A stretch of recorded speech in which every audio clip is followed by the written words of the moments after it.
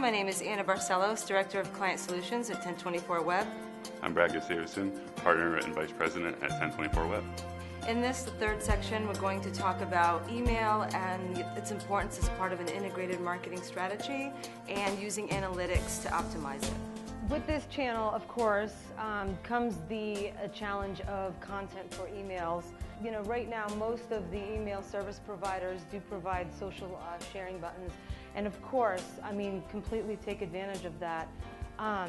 And if you're social, you know, obviously design your messaging for social with whatever links you may have. You know, if you have the accounts, absolutely take advantage of that. And of course, make sure that you're integrating all of your efforts into your email. You know, whether it is, you know, a newsletter, you may want to have a link on that email. So you want to make it useful and you want to take advantage of all of the channels that you possibly can with your email campaigns. There was actually a study done by GetResponse, and with each social sharing button on an email, click-through rates increased. And of course, the top three were LinkedIn, Twitter, and Facebook.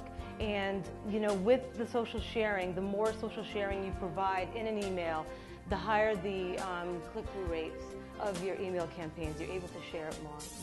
We do this all the time, but don't just send out email campaigns and not look at the results of each and every one. I don't care how geeky it is, but every time that an email goes out, we're on the back end looking at the analytics, looking at where the interest was, you know, looking at the unsubscribers.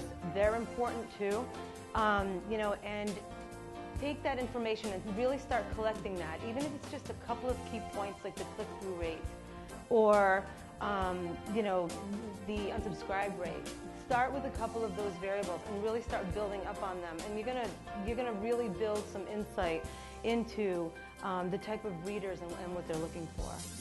Of course, you know, there was a survey done on what marketers experienced were their most effective list growth tactics and where they found most success building their email lists.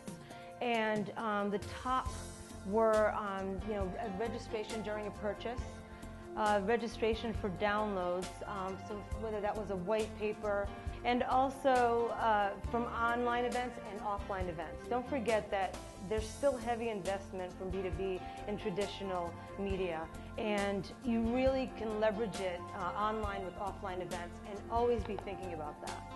How do I revitalize my list building efforts?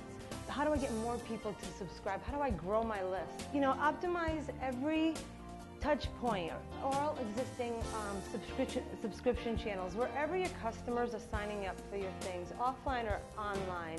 Make sure that you know, as I said, it's a consistent review of the subscription channels and how they're performing. Just take a look at your subscription channels. Where are people interacting with you, whether it's, you know, even on Twitter or on Facebook, or at a show, or, you know, some of the other events. Why, you know, how are those subscription channels doing? What are the most effective? What are not? The ones that are not, why not? And really get into that.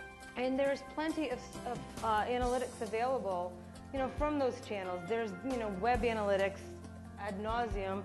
There's, it's not like there's lack of data. There's information on each channel that your customers are subscribing to. Thanks for listening to this 1024 presentation about email marketing. I'm Brad Gustavson from 1024. And I'm Anna Barcelos from 1024.